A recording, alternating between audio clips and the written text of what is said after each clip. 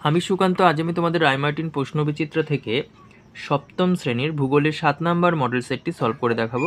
First unit test 7 নম্বর model set. তো চলো শুরু করা যাক। দেখো 1 নম্বর, কর্কট সংক্রান্তি বলা হয় 21শে জুনকে, 21শে জুন তারিখকে। 2 নম্বর দেখো, মুক্তিবেগের পরিমাণ সেকেন্ডে 11.2 কিমি। তারপর দেখো 3 নম্বর, অধিবর্ষের বছরটি হলো 1996 সাল এখানে। তারপরে দেখো 4 নম্বর, মূল মধ্যরেখা থেকে পূর্বে গেলে সময় এগিয়ে যায়।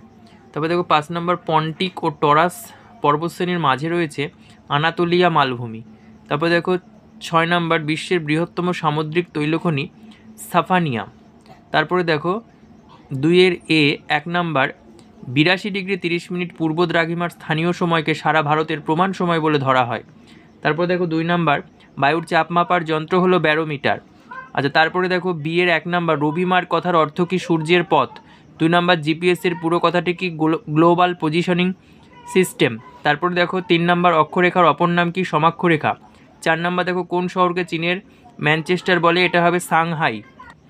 তারপর দেখো 1 নম্বর, চান্দ্রমাস কি। আচ্ছা 25 পেজে 16 নম্বর কোশ্চেন দেখো, চান্দ্রমাস কি এখান থেকে লিখবে।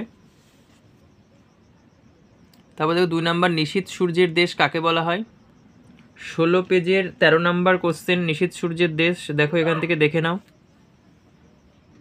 তারপরে দেখো এই পর্যন্ত লিখবে এপাশে এসে। তারপরে 3 নম্বর দেখো, সমচাপ রেখা কাকে বলে। দেখো 74-এর 5 নম্বর কোশ্চেন, সমচাপ রেখা কাকে বলে এখান থেকে লিখবে। তারপরে দেখো 4 নম্বর, এশিয়া মহাদেশের উষ্ণমরু জলবায়ু অঞ্চলের দুটি বৈশিষ্ট্য লেখো। 228 পেজের 5 নম্বর পয়েন্ট দেখো, উষ্ণমরু জলবায়ু অঞ্চল এর বৈশিষ্ট্যগুলো দেখো এখান থেকে পড়বে, এই যে উষ্ণতা, বৃষ্টিপাত। তারপর দেখো 1 নম্বর, অপসূর অবস্থান ও অনুসূর অবস্থানের পার্থক্য লেখো। দেখো 20 পেজের পেয়ে যাবে, 20 পেজের 2 নম্বর পার্থক্য, অপসূর আর অনুসূর অবস্থানের পার্থক্য দেখো এখান থেকে লিখবে। তারিখ 4 জুলাই 3রা জানুয়ারি। সূর্য থেকে পৃথিবীর দূরত্ব অপসূরে 15,20,00,000 কিমি প্রায়, আর অনুসূরে প্রায় 14,70,00,000 কিমি। সূর্যের আকার দেখো, দূরতম অবস্থান বলে সূর্যকে ছোট দেখায়, আর অনুসূর অবস্থানে নিকটতম অবস্থান বলে সূর্যকে বড় দেখায়। সেইভাবে এগুলো সব করে নেবে। 2 নম্বর দেখো, দ্রাঘিমা রেখা ও অক্ষরেখা 3টি পার্থক্য লেখো।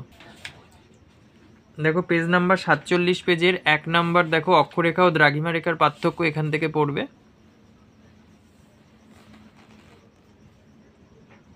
তারপর দেখো 3 নম্বর, এশিয়ার উত্তর বাহিনী নদীগুলিতে প্রায় বন্যা হয় কেন। 235 পেজের দেখো 1 নম্বর কোশ্চেন, এখান থেকে লিখবে। এদিকে দেখো আরেকটুখানি আছে। তারপর দেখো 4 নম্বর, এশিয়া মহাদেশের উত্তরের বিশাল সমভূমির বর্ণনা করো। 230 পেজের 9 নম্বর কোশ্চেন দেখো। তারপরে দেখো বৈশিষ্ট্যগুলো লিখবে। তারপরে দেখো শ্রেণীবিভাগ, তুরানের নিম্নভূমি। তারপরে দেখো সাইবেরিয়ার সমভূমি। তারপরে দেখো শিল সমভূমি। তারপরে দেখো উৎপত্তি ও বৈশিষ্ট্য এই পর্যন্ত। 5-এর 1 নম্বর, বায়ুচাপের পার্থক্যের 3টি কারণ লেখো। দেখো বায়ুচাপের পার্থক্যের কারণ, বায়ুতে উষ্ণতা তারতম্য, বায়ুতে জলীয় বাষ্পের তারতম্য, ভূপৃষ্ঠের উচ্চতা, পৃথিবীর আবর্তন গতি, বায়ুমণ্ডলের ঘনত্ব বা গভীরতা, সমুদ্র ও স্থলভাগের বিন্যাস। তারপরে 2 নম্বর, ইয়াংসি অববাহিকায় অর্থনৈতিক সমৃদ্ধির 3টি কারণ লেখো। দেখো 250 পেজ 2 নম্বর, ইয়াংসি কিয়াং অববাহিকার অর্থনৈতিক সমৃদ্ধির কারণগুলি লেখো, এখান থেকে পড়বে। তারপর এদিকে দেখো খনিজ সম্পদের প্রাচুর্য, শিল্পের উন্নতি, বন্দরের সান্নিধ্য, উন্নত পরিকাঠামো, ঘন জনবসতি এই পর্যন্ত।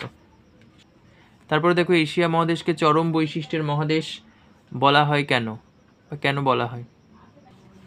দেখো পেজ নাম্বার 222, 1 নম্বর, এশিয়া মহাদেশের ভৌগোলিক গুরুত্ব আলোচনা করো, বা এশিয়াকে চরম বৈশিষ্ট্যের মহাদেশ বলে কেন, এখান থেকে পড়বে। দেখো ভূমিকা, তারপরে অবস্থান, ভূপ্রাকৃতিক বৈচিত্র্য। তারপরে দেখো এদিকে আসলে নদ নদী ও হ্রদের বৈচিত্র্য, ভূগাঠনিক বৈচিত্র্য, জলবায়ুর বৈচিত্র্য। তারপরে দেখো এদিকে একটু দেখে নাও, একটু বড় লাইন করে লেখা আছে, এখান থেকে দেখে নাও। তারপরে নিচের দিকে আসলে দেখো এইখানে স্বাভাবিক উদ্ভিদের বৈচিত্র্য, জনবন্টনের বৈচিত্র্য, সামাজিক ও অর্থনৈতিক গুরুত্ব।